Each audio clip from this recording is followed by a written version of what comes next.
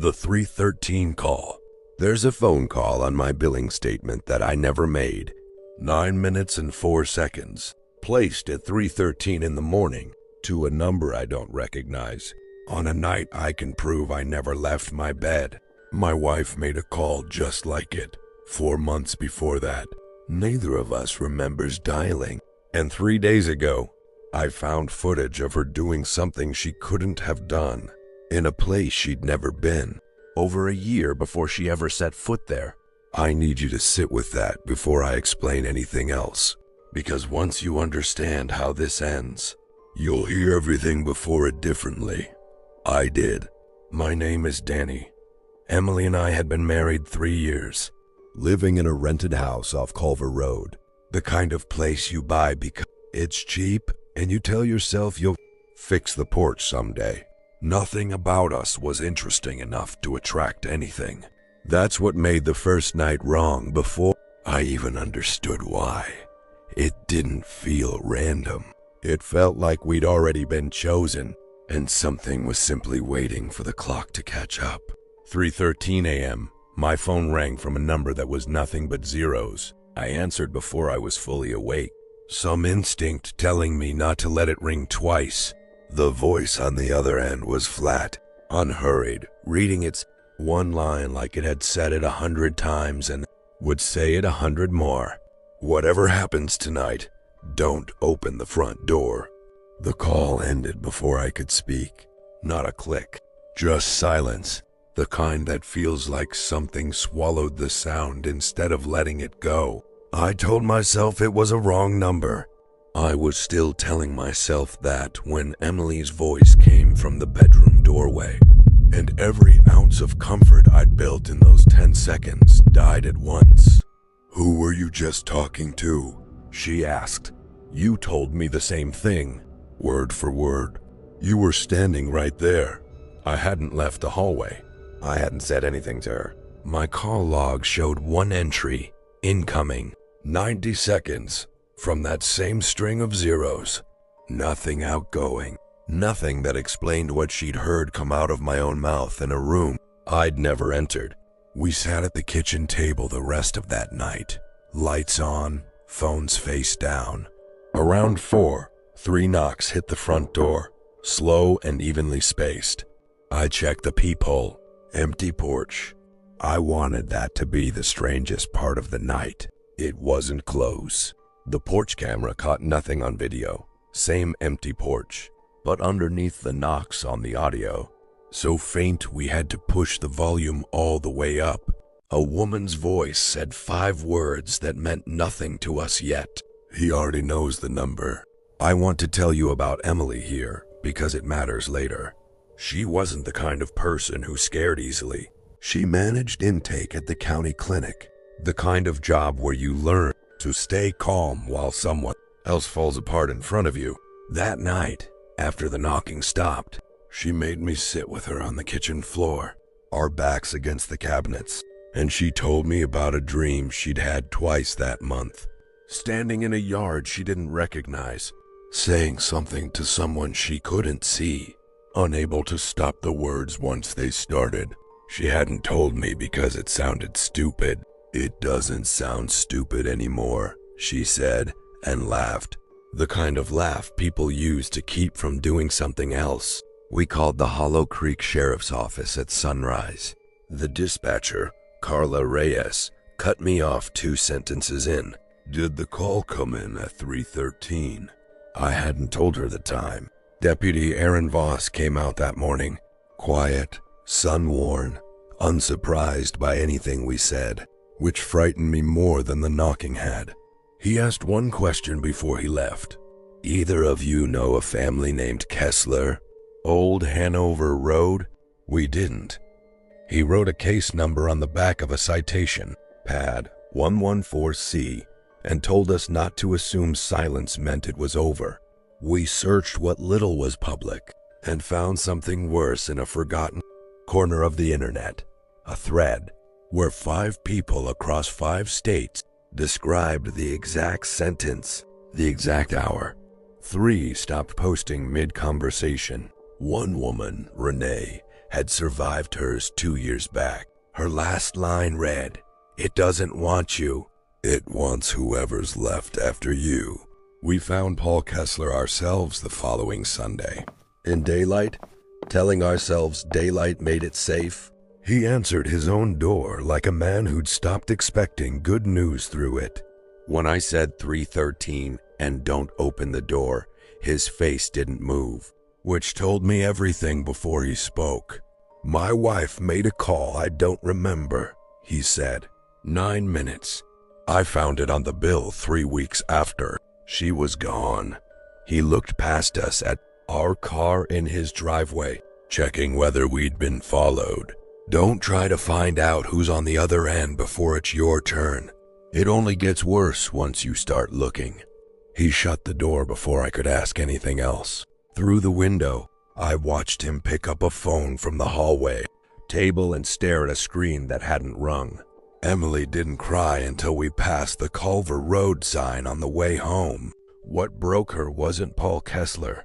It was the detail we'd both noticed in that forum, and neither of us had said out loud. Every survivor placed their outgoing call within 2 weeks of the first knock. We were 9 days in, and she'd started sleeping with her phone in the other room. Like distance from it might buy us time. The second call came to her phone, in her dead mother's voice, saying a sentence that only made sense because it was true. "You should have stayed at your sister's this weekend." Emily had canceled that trip and told no one but me. She went still afterward, the stillness of someone doing math she doesn't want to finish. And that night she admitted what she'd been sitting on since the very first call. That flat, emotionless voice sounded like her own, stripped of anything human. I didn't believe her until I played the recording beside our wedding video and heard it myself. Not identical, close enough to make my skin crawl. Voss told us more than he should have after that.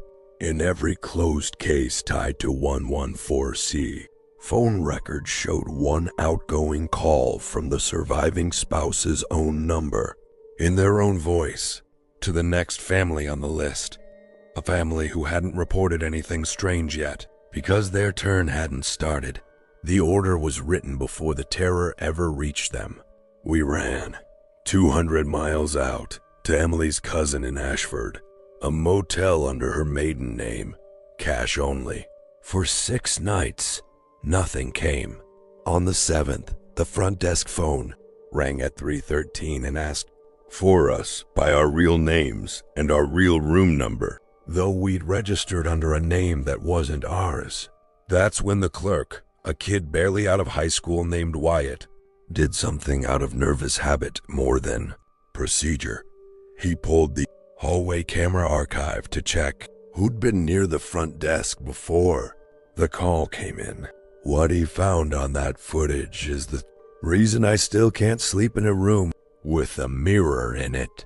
The clip showed the motel hallway outside our room, time-stamped that same night, 3:13 a.m., and it showed Emily, in the exact nightgown she was wearing right then, walking slowly toward the vending machine at the end of the hall. Alone, her reflection catching in the machine's glass door a half-second before her body reached it, like the image had arrived first and was waiting for her to catch up. Wyatt froze the frame and looked at the file properties without being asked to. The recording wasn't from that night. It was dated 14 months earlier, before either of us had ever been to Ashford, before we'd have had any reason to. Same nightgown, same hallway, same woman, in a place she hadn't been to yet. Emily watched that footage of herself and didn't say a word for almost a full minute. Then she said the only thing that made any sense of it, in a voice gone thin and small. "I don't want to be the one it already used." I held her hand so hard my knuckles ached, because I didn't have anything true to tell her back. We left before sunrise. In the parking lot, she gripped my arm and said the thing that still sits behind my eyes when I close them. "Danny, what if it's not chasing us? What if it already has one of us, and it's just waiting for the other to leave the room? 2 nights later, back home because there was nowhere left to run, I woke at 3:40 to an empty half of the bed, the back door standing open, and Emily's phone lit on the nightstand, an active call, 9 minutes deep, outgoing, to a number I'd never seen. I picked it up, under the breathing, faint, almost swallowed by static. 3 knocks, not from any door in our house, but from wherever that call was landing, like they were happening on somebody else's porch in real time. Then the line died, and the log updated. 9 minutes, 4 seconds from Emily's phone. I found her in the yard, 20 feet out, facing the tree line. So still, I thought for one unbearable second she wasn't breathing. She had no memory of walking there, no memory of dialing anything. When she finally spoke, it came out in a stranger's rhythm wearing her mouth. I told them not to open the door. I will never stop seeing that. My wife, barefoot in wet grass at 3:45, delivering a warning she didn't remember giving to someone she'd never meet, whose life had just been rearranged by 9 minutes she'd never get back. She was ice cold in my arms. For the first time, I understood we weren't being watched from outside our life. Something had already been using both of us from the inside, and no one had told us which of us it planned to keep. 11 days later, Emily was gone. No struggle, no sound. A cold bed, an open back door, 3 sets of footprints in the dew. Hers, walking out, and none coming back. The search lasted 4 days. Dogs, volunteers, a helicopter that stopped being budgeted for on the 5th morning. The detail no one could explain was that the cadaver dogs refused to cross the tree line at the back of our yard, not alerting, just sitting down at the exact edge of the grass and going no further, like the ground past that point wasn't there for them to search at all. Her phone turned up, switched off in the grass 10 feet from where I'd found her that night. Its last outgoing call still logged at 9 minutes and 4 seconds to a number that by the time detectives tried it had already been disconnected. Voss pulled the full file for me after that, off the record. Case 114C wasn't 9 years old. It went back further than the paperwork admitted, and every closed file ended the same way.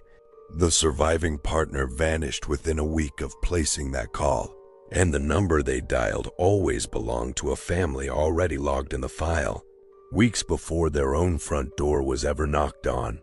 The list didn't grow forward.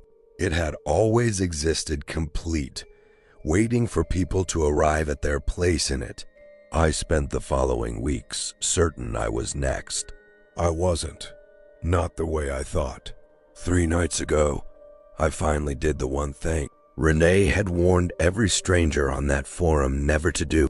I pulled my own phone records back further than I'd ever bothered to check. There is an outgoing call on my account from 14 months before that first knock.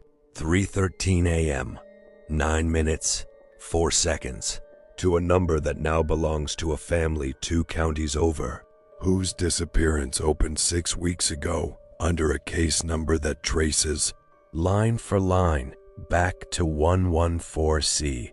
14 months. The same 14 months stamped on that motel. Footage of Emily walking toward a machine that hadn't happened yet. I don't remember making that call. I was asleep beside Emily that night, or believed I was. The record exists anyway, time-stamped, billed to my name. Last week I dialed the number back. A woman answered on the first ring. Her voice hollowed out in a way I recognized instantly, because I'd heard it once before, coming out of my own wife in a wet backyard at 3:45 in the morning. Before I could say a word, she asked me if the knocking had started yet. I never told her about the knocking. I understand Renee's warning now. It was never something coming for me. I was already inside it, long before that first call ever reached our house. And Emily paid for 9 minutes I will never get back. Somewhere tonight, close to 3:13, a phone is going to ring in a house I've never seen, and the voice on the other end is going to sound exactly like mine, telling a stranger not to open a door I've never touched. I don't answer unknown numbers after midnight anymore. It doesn't change anything. If this is real, if any part of what happened to us is true, then somewhere on your own phone, in a call you don't remember making, at a time you can't account for, the number's already there. You just haven't checked yet.